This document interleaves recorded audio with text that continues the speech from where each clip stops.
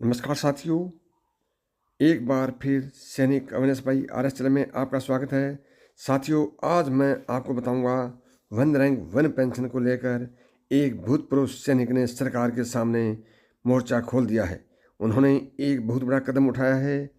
दोस्तों, जैसा कि आपको पता है, वन रैंक वन पेंशन को लेकर सरकार ने क्या क्या वादे किए थे, वह आपको क्या क्या दिया है, यानी किन किन वादों पर सरकार खरी उतरी है, मैं आपको ज़्यादा पहले के नहीं अभी की बातें बताता हूँ। सरकार ने वन रैंक वन पेंशन का रिवीजन अभी तक नहीं किया है, जबकि हमारे भूतपूर्व सैनिक बेसब्री से इंतज़ार कर रहे हैं।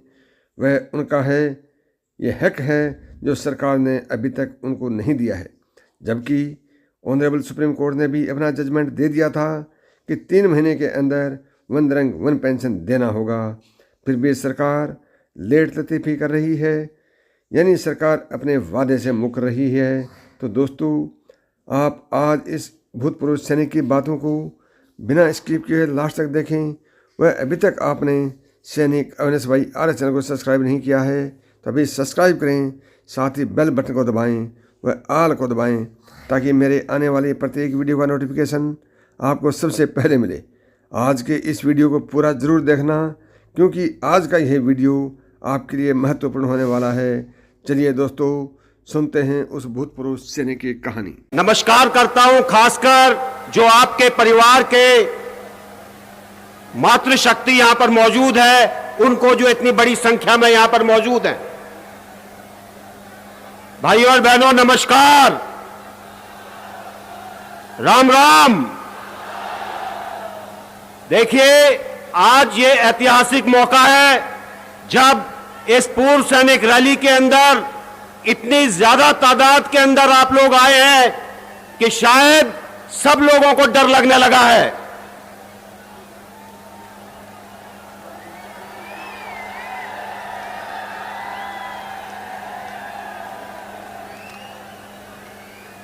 हम लोग अहीरवाल के उस क्षेत्र में हैं जो कि वीर भूमि कहलाती है।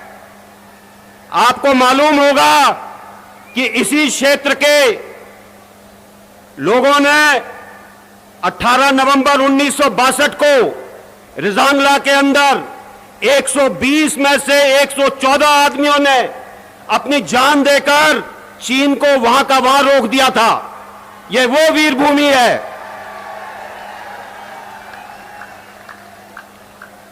मेरा एक आप सबसे निवेदन है कि अगर आपके मन में अपने सैनिकों के लिए सम्मान है तो 30 सेकंड के लिए आप जहां खड़े हैं, जहां बैठे हैं, एक बार 30 सेकंड मौन रहकर अपने उन सब वीरों को श्रद्धांजलि दें जिन्होंने इस देश की खातिर अपनी जान गंवाई है। 30 सेकंड के लिए मौन रखिएगा।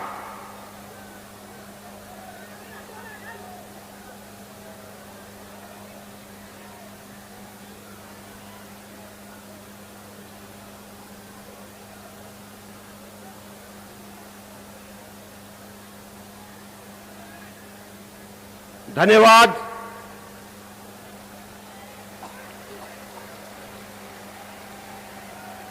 भाइयों और बहनों, इस समय जब हम यहां पर बैठे हैं, कहीं ना कहीं सीमा पर, कहीं ना कहीं किसी पहाड़ की चोटी पर, कहीं ना कहीं किसी विकट जंगल में, कहीं ना कहीं तपते रेगिस्तान में कोई सैनिक खड़ा होकर मुस्तैदी से इस देश की रक्षा कर रहा है।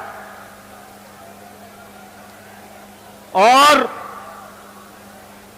ये क्यों कर रहा है रक्षा?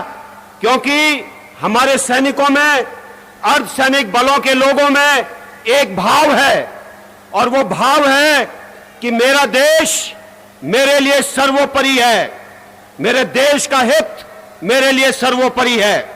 यह है वो भाव, nation first always and every time.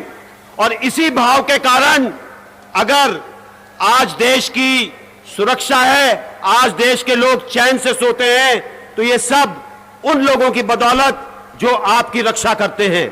मैं उन लोगों को सल्यूट करता हूं, उन लोगों को सलाम करता हूं और खासकर हमारे उन पूर्व सैनिकों को जिन्होंने ये सब कुछ किया है और जो यहां आकर बैठे हैं, आप सबको एक बार फिर से सैल्यूट करता हूं। मैंने अपने सेवा काल में कई देशों की यात्रा की, कई देशों की सेनाएं देखी, कई देशों के सैनिक देखे, लेकिन एक चीज मैं बड़े विश्वास के साथ कह सकता हूं कि भारत के सैनिक से ज्यादा बहादुर, भारत के सैनिक से ज्यादा संवेदनशील, भारत के सैनिक से ज्यादा सहनशील दुनिया के अंदर कोई सैनिक नहीं है।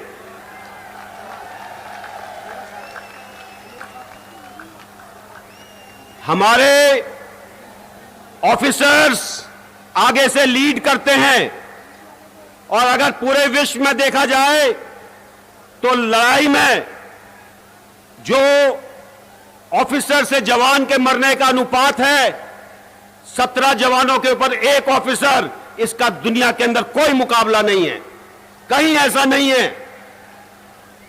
यह सब इसीलिए होता है जो कि मैंने आपको बताया कि हम लोगों के अंदर एक भाव है अपने देश के लिए, अपने देश के हित के लिए। और आज जब देश की हालात इतनी अस्त व्यस्त है, आज जबकि हमारा देश एक मुश्किल दौर से गुजर रहा है, तो हमारे भूतपूर्व सैनिकों की और सैनिकों की इसके अंदर बहुत जरूरत है, बहुत जरूरत है। क्योंकि आपको पता है जब कहीं पर कोई कमी नजर आती है, कहीं कोई प्राकृतिक आपदा आती है, तो उसके अंदर सैनिकों को और वर्दीधारियों को बुलाकर उसे ठीक करते हैं। तो आज अगर निर्माण का काम करना है, परिवर्तन का काम करना है, तो उसमें आपकी बहुत बड़ी भूमिका है।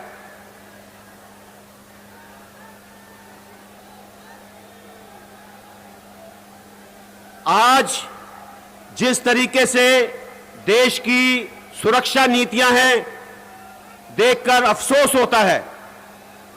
हमारे पड़ोसी देश पश्चिम में, हमारे पड़ोसी देश उत्तर में, हमारे पड़ोसी देश यहां तक कि पूर्व के अंदर हमारी सीमाओं का उल्लंघन कर रहे हैं, बेखटके, बेखौफ। और ये इसलिए कि हमारी नीतियां ठीक नहीं हैं, ये इसलिए कि उनको लगता है कि शायद हम कमजोर हैं।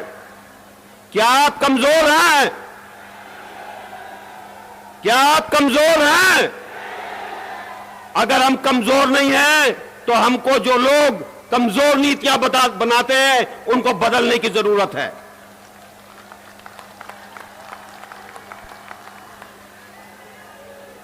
देखिए,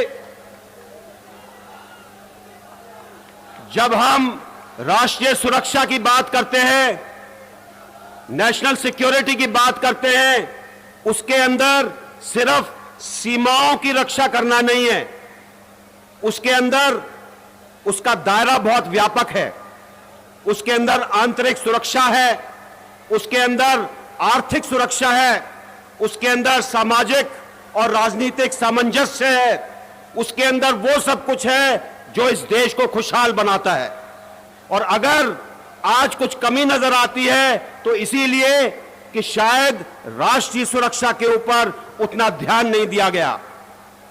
हमारे बाहर की सीमाओं के बारे में आपको पता है।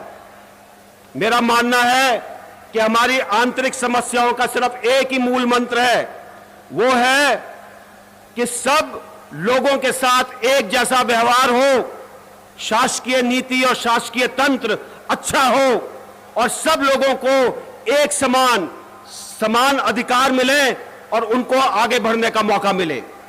जब तक ये नहीं होगा तब तक मानकर चलिए कि देश के अंदर अव्यवस्था रहेगी, और इसको व्यवस्था को सुधारने का एक ही तरीका है, हम सबको उसके लिए मिलकर काम करना है। देश के सशस्त्र बल जो हैं वो देश की बीमा पॉलिसी की तरह हैं। अगर बीमा पॉलिसी कमजोर होगी तो आप सुरक्षित नहीं होंगे। इसी तरीके से अगर हमारे सशस्त्र बल और अर्धसैनिक बल कमजोर होंगे, अगर उनकी तरफ ध्यान नहीं दिया जाएगा तो देश कमजोर हो जाएगा। अब मैं जानता हूं कि आप में से कोई ऐसा नहीं है जो ये चाहता हो कि देश कमजोर हो। हाथ उठाकर बताइए कि देश को मजबूत करना चाहते हैं या नहीं। अगर देश को मजबूत करना है तो देश के सैनिक का सम्मान करना पड़ेगा। कोई भी देश जिसमें सैनिक का सम्मान नहीं होता वो कभी आगे नहीं बढ़ सकता। हमारे यहां हालात क्या हैं? हमारे यहां जिन लोगों ने इस देश के लिए अपनी जान दी है उनके लिए कोई राष्ट्रीय मेमोरियल नहीं है। अभी भी हम अंग्रेजों के बनाए पहले विश्व युद्ध के मेमोरियल इंडिया गेट पर जाते हैं। क्या यह शर्म की बात नहीं है कि एक नेशनल मेमोरियल हमारे शहीदों के लिए नहीं है? मुझे आशा है कि आगे आने वाले दिनों में इस देश के अंदर सैनिकों की इज्जत और सम्मान के ऊपर बहुत ध्यान दिया जाएगा।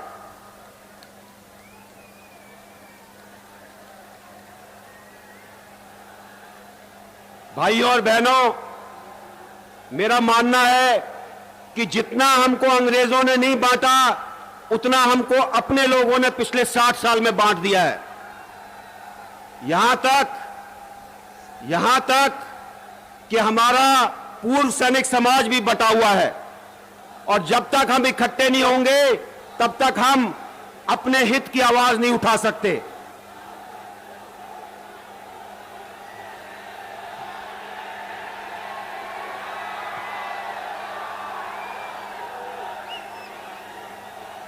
आज जरूरत है सैनिकों के उन सब चीजों की, उन सब जरूरतों। सरकार ने जो वादे